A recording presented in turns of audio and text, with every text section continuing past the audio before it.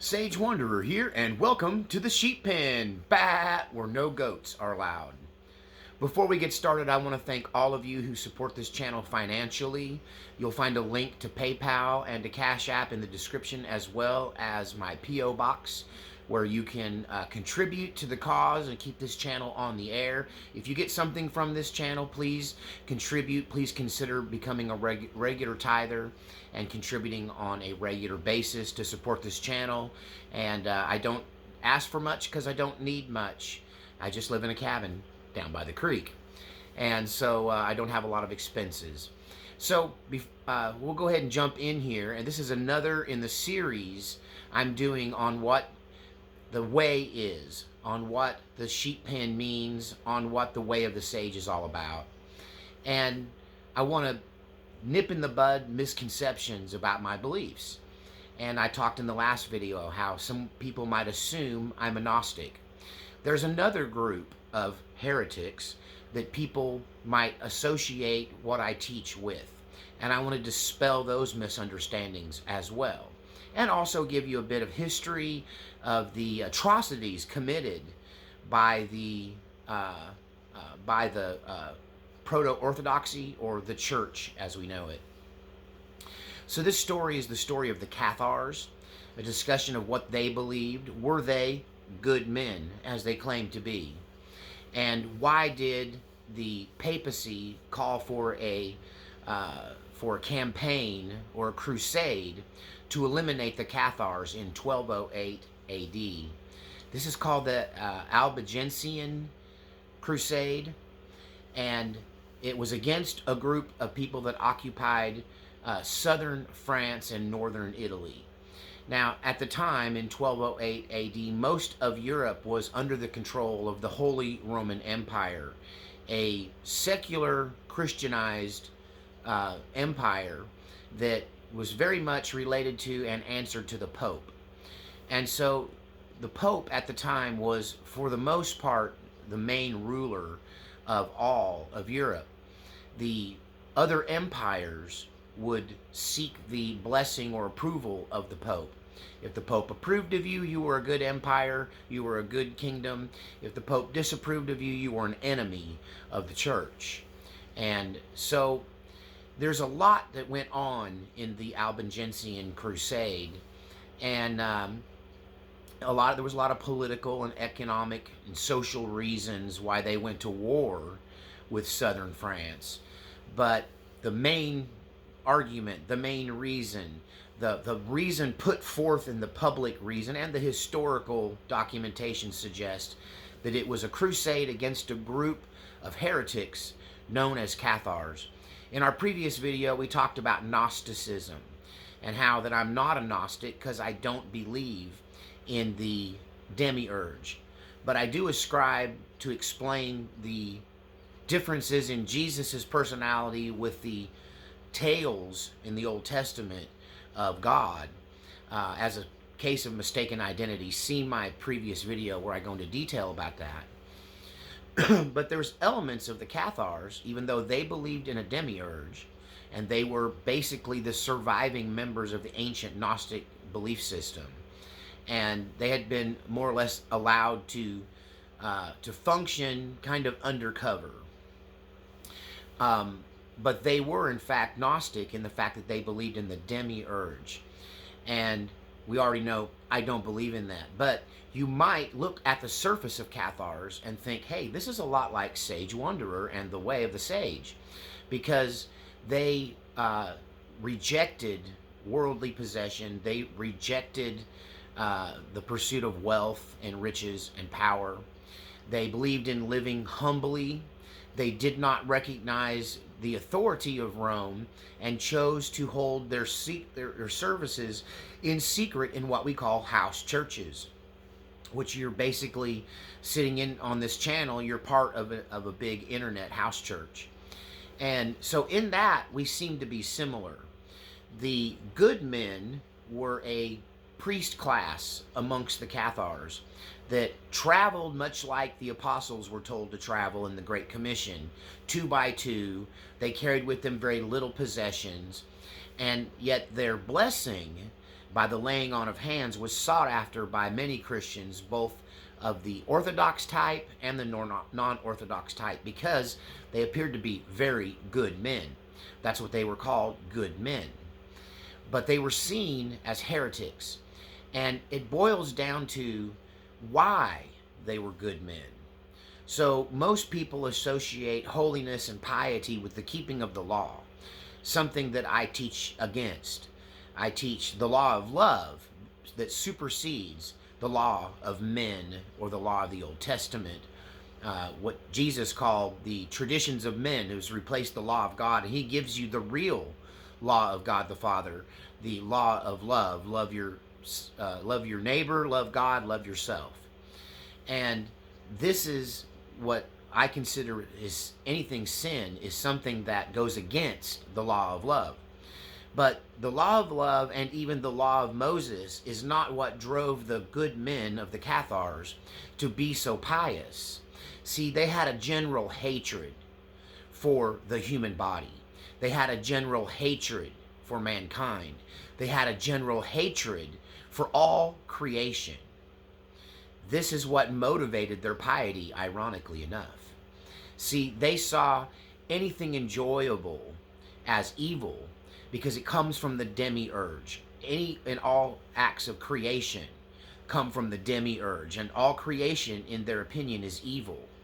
They believed Jesus was a deity, right? So they believed in the deity of Jesus Christ, but they didn't believe he had a physical body, because how could he be holy and have a defiled physical body made by the demiurge, the Old Testament God of creation?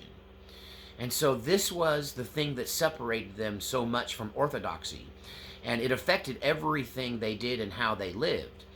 There are some Cathars that are being quoted for being in favor of abortion at any cost.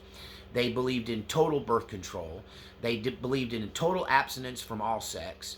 They ate right and very little, but not because they were trying to be healthy or not because it was good for them, but because to have pleasure in eating, to have pleasure in fishing or hunting or tending your sheep, or pleasure in general was seen as a mark of the demiurge and a succumbing to the natural order of this corrupted world. So they appeared to be very pious, but the reason for being pious was very heretical and something that I don't agree with. Now, there are those in church that say you should live a holy life because of the Old Testament law, which I reject in favor of the law of love. If it violates the law of love, it's sin. And this is because I reflect the teachings of Jesus more than proto-orthodoxy, and especially more than the heretics, Cathars. And what makes them look like me is that they lived a monk lifestyle. They lived the way of the sage. But their reason for doing it was not correct, and it caused them to have some pretty serious issues in daily life when it comes to family. They didn't believe in marriage because it led to procreation, a continuation of the evil creation of the demiurge. They didn't believe in sex because it might produce another evil offspring. One Cathar woman was quoted as saying to another pregnant woman that she should pray for the baby to die so that another demon wouldn't be brought into this earth. So they had a hatred for all creation, but you couldn't see it in them because they looked pious.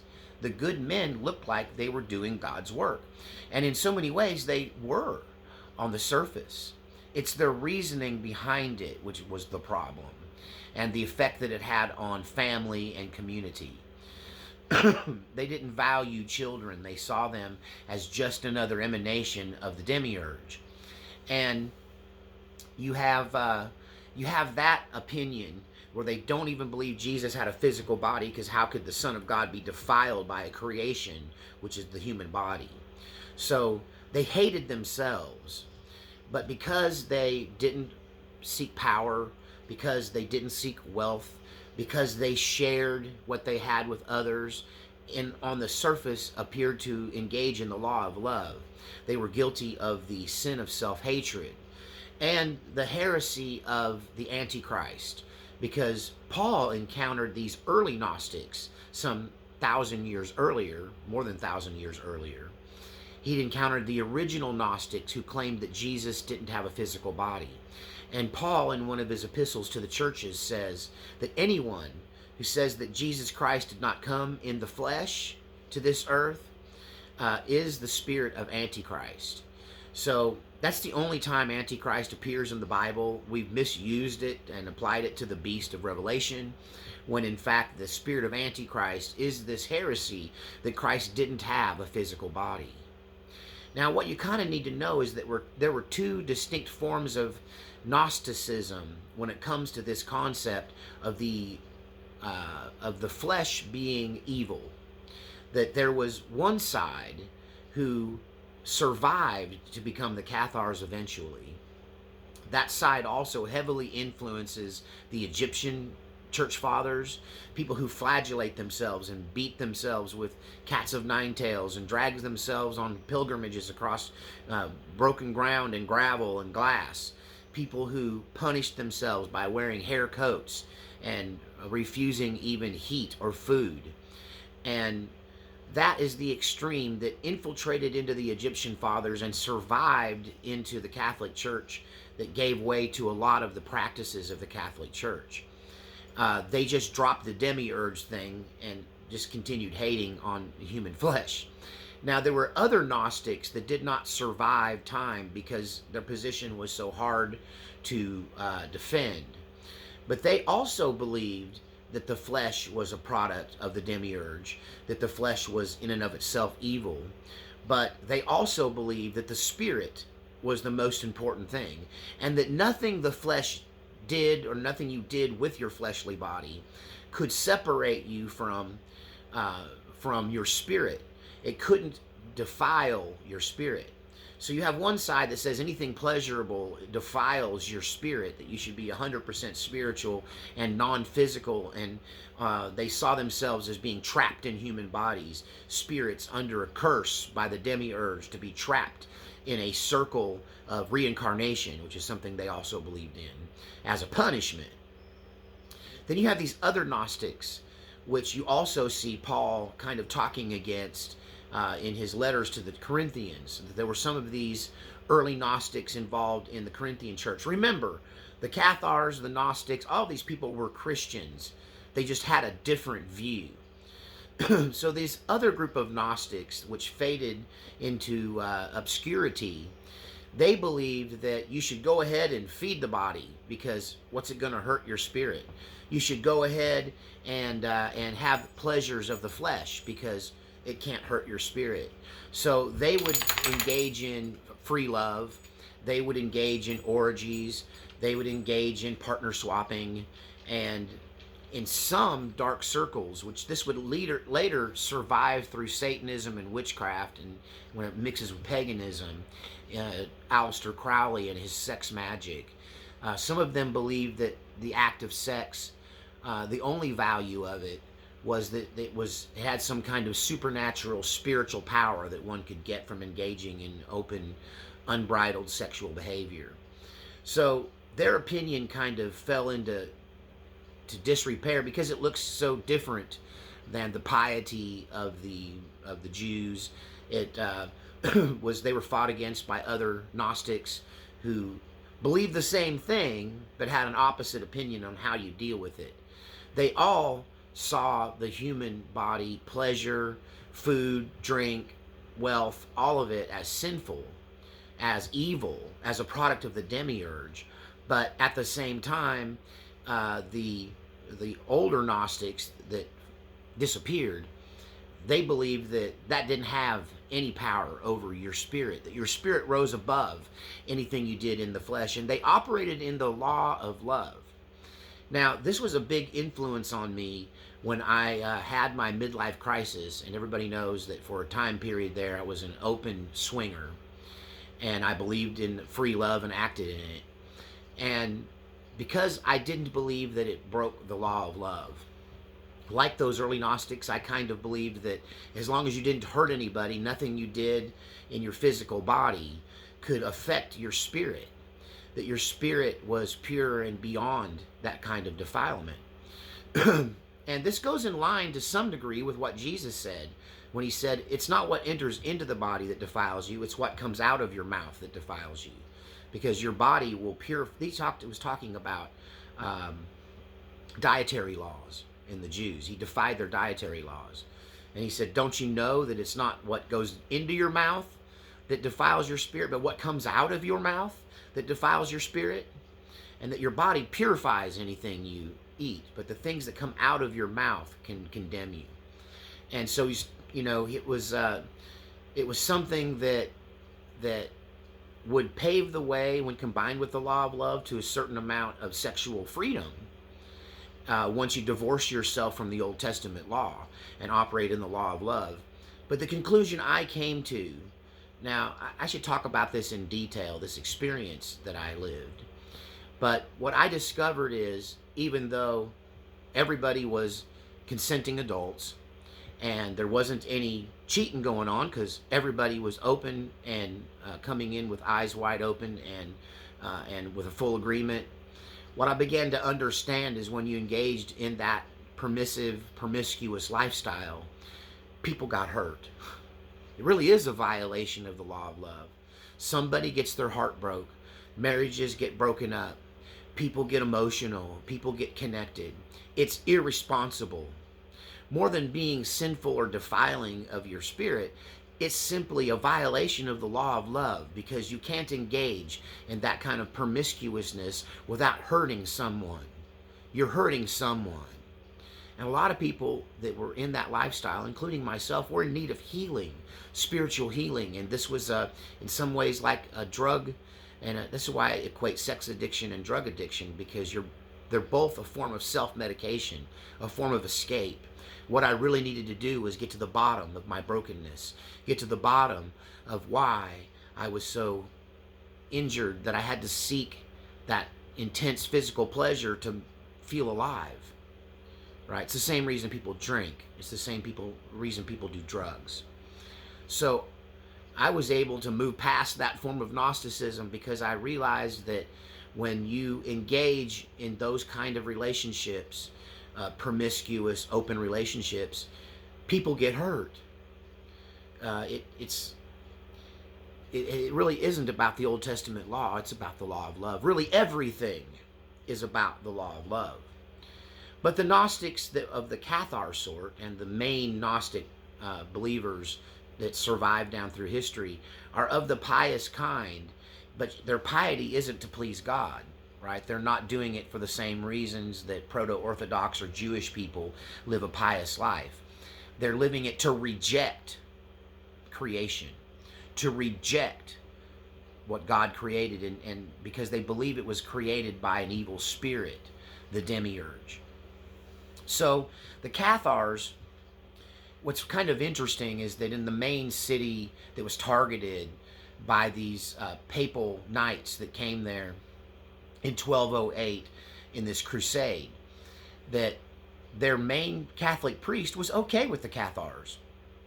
And although he didn't agree with their reason for hating fleshly pleasures, he was kind of a closet Gnostic of the other variety.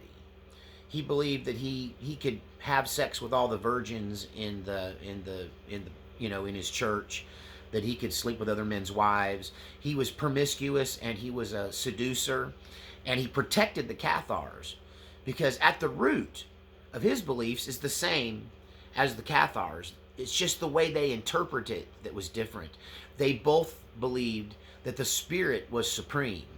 The Cathars believing that any physical pleasure or enjoyment in this life could defile your spirit. The priest of that region believed the opposite, that nothing that you could do in the physical, as long as nobody got hurt, as long as it was amongst consenting adults, could defile his spirit. So he was in agreement with them, and he protected them. Even through through the inquisitions that occurred, he often defended them, and Here's the thing, these Cathars still came to Catholic Mass, even though they had their own meetings in private in home churches. They still came to Catholic Mass, and to quote a good man, to quote one of the Cathar leaders, a little biscuit never hurt anyone. So they went and partook in communion even though they didn't believe in it. Because communion is directly tied to the fact that Jesus was a living sacrifice, that Jesus was both fully God and fully man. And the act of communion is recognizing that. They went along with it so they could still engage in the community. They could still be part of the community. And anyone who didn't come and take the Lord's Supper was seen as someone living outside the community and outside the norms. So the Cathars were participants, right? They just had their own secret set of beliefs that had survived from antiquity and been passed down from the time of Paul.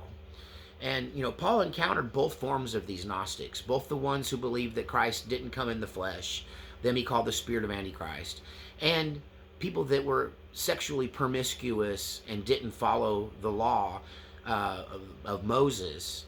And he encountered them and kind of called them down a bit in Corinthians, because they were part of the Corinthian church. See, these are all Christians. It wasn't until the Roman Catholic popes started to seize power and demand that everyone believe the same way that it was a crime. They made it a capital crime to have a difference of opinion. And so even men like me, who I'm Orthodox Christian in so many ways, but I don't agree with Catholicism, and most Protestants don't realize that they're just Catholics rebranded. You still have the male-dominated. That's another thing that I do have in common with Cathars, is I believe in women equally participating in spiritual life, that they're not to be quieted. In fact, I value women for their intense intuition, which makes it easier for them in some cases to operate in the prophetic, to operate in the supernatural gifts, because they are more intuitive and have more intuition than a man. They tend to be spirit-minded in a lot of ways more than men. And so this is something else I have in common with the Cathars. This is why people will try to accuse me of being one of these sorts of Gnostics, because there's a lot of similarities. But trust me, I believe that God the Father of Jesus, also created heaven and earth. And that before the curse that was brought on by the invasion of the demonic spirit, that old devil, the serpent, before his involvement in this planet, that's what brought the curse. That's what unlocked the curse. That's what brought the curse on the land. Yes, decay, death, blood, suffering is all part of the human experience, but that's because of the curse, not because the creator of the earth was evil inherently. And so don't confuse me with the Cathar. They got some things right. I don't believe in pursuing wealth. I don't believe in being out of balance. I think that's the thing that Jesus taught when it comes to matters of the flesh. He told us the Sabbath is for man. The man is not for Sabbath. The Sabbath isn't about God. The Sabbath is about humanity. That if you work 7 days a week and you don't take a day off, you will die young. You will be sick and tired. You will fall by the wayside. So Jesus taught us to obey the Sabbath for our own sake, but not to let it be a religious stronghold on us. He fed his disciples when they were hungry, even though it was the Sabbath. They stopped, picked food, and made lunch, violating the Sabbath. And this is one of the accusations against Christ. So there's this balance. You can't be flesh-minded. You can't be obsessed with sexual pleasure, obsessed with food and drink. You can't be obsessed with money and privilege and power. But at the same time, you got to take care of yourself. You got to eat. I think that's one of the things that makes food, fighting my propensity for gluttony is the last devil to slay for me. That I overcame my sexual issues once I realized there's a reason that we shouldn't live that way, because people get hurt. it's a violation of the law of love. It's gambling with people's emotions, right? And their lives. And I overcame my desire for wealth because I saw the wickedness in it at a very early age. Look at my video, what was it called? My True Crossroads Story, where all of that was offered to me if I would just denounce Christ. And so I decided early on that, the love of money is the root of all evil. It's a necessary thing, though. It's why I have to ask for money on the channel, or I have to work a job, which gives me less time to focus on spiritual things, because you got to eat, right? You have to feed the body. And, sex and food are some of the hardest addictions to break. Smoking, drinking, drugs are unnatural, right? That's an unnatural escape. You don't have to do that. You can live without all of that. You can't live without food. And sex is a natural part of humanity and the form that we use for procreation. And it's the cement that holds a relationship together. And so getting those two things in control was some of the biggest issues for me. And I whipped the sex devil. The food devil, you can tell by how I get big and small and big and small and big and small. I still fight against that urge for a third biscuit, right? For a donut I know I shouldn't have because I know it's going to make me sick. It tears up my body to eat that way. And still, I struggle with it. But the law of love is supreme, and the root of evil is the love of money. And so these things are how I live. It's the basis of the way of the sage is about balance. Don't kill yourself pursuing wealth and the newest bass boat and the cat and the vacation home and the trip to Maui, right? That don't throw your kids on the scrap heap in favor of your career, right? You have to have this balance, but you also can't not work and provide. You have to take care of yourself. You shouldn't spend hours in front of the mirror making sure every hair is perfect.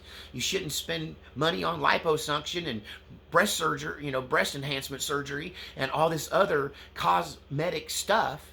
But at the same time, take a bath, take a shower, be presentable, brush your teeth, take care of the body that God gave you. But don't worship it either.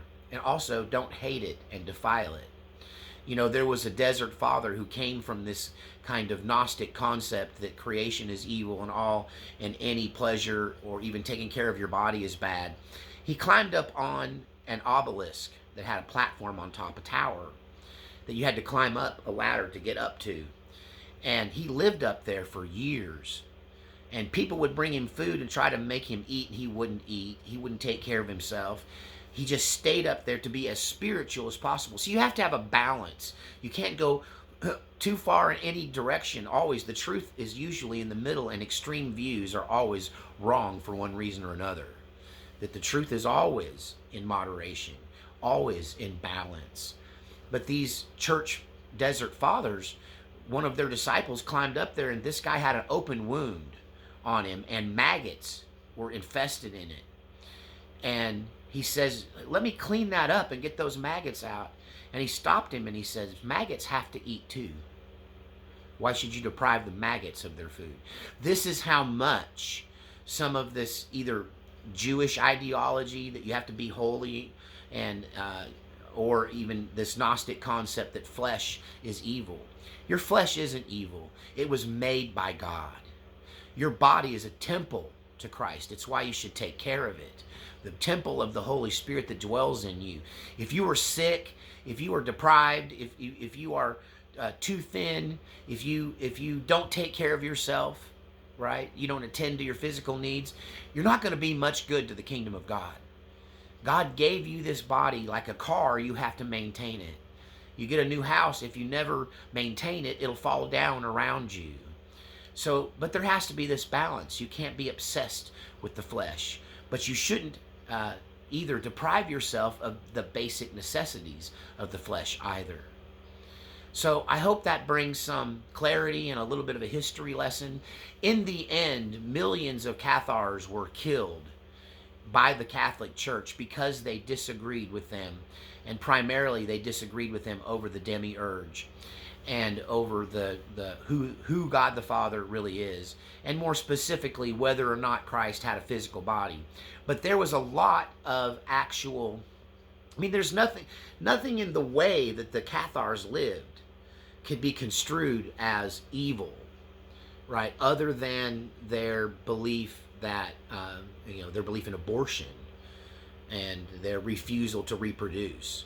They hoped that the human race would just be extinguished and we would be released then from the human body and be one in the spirit with God again as the human race.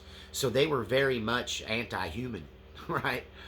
And but you couldn't see that so much in their lifestyle. They appeared to be very pious and holy, and just a difference of opinion. But really, it was about control and power. The church targeted them as an excuse to go after the noblemen of northern France. Of southern France and northern Italy. And over this many-year inquisition, there were burnings, there were imprisonments, and open warfare that caused the deaths of millions, most of the population of northern France at the time. It was truly an apocalypse. It was truly the end of the world for these people, simply because they believed a different way. I believe you have the right to believe how you want to believe, that God gave us free will. We were told by Paul to work out our own salvation with fear and trembling, and nobody, as long as they don't hurt other people, as long as they don't openly violate the law of love, should be allowed to worship God however they see fit and believe whatever stuff they want to believe. I believe in spiritual freedom. God gave us spiritual freedom. When you take that away from somebody, when you take their free will away from somebody, it's a form of slavery, and you're playing God. This is why you don't hear me really going after, in a negative way, a lot of other belief systems. Believe what you want to believe, but also don't condemn me for what I believe. If I give you freedom, you should return it in kind. Well, I hope this was something you enjoyed, a little history lesson. I also hoped I clarified some of my beliefs. The law of love is supreme. And even some of the things that you think you can get away with because they're consenting adults, because nobody's getting hurt, if you experience them, if you dig deeply enough, you will find that there's a pretty good reason why you shouldn't behave certain ways, because ultimately it does cause pain. Ultimately, it does hurt other people. And ultimately, you have a responsibility to not violate the law of love. All right, I'm going to leave you with this powerful prayer, but I want to encourage you to support the channel, to keep these informative and interesting, I hope, videos continuing to come your way, and to reward me for my hard work and effort I put into making these videos. And I'll leave you with this powerful prayer. Links in the description to all the financial ways of contributing. Let us pray. Lord, surround us all in your ring of fire and hedge of thorns of protection. Lord, preserve our mortal bodies to be a temple for you, O Lord. Lord, give us health and give us the financial basics that we need to live a comfortable life, Lord. Lord, don't lead us into temptation, but deliver us from the evil one. Lord, protect and preserve every one of us, Lord God.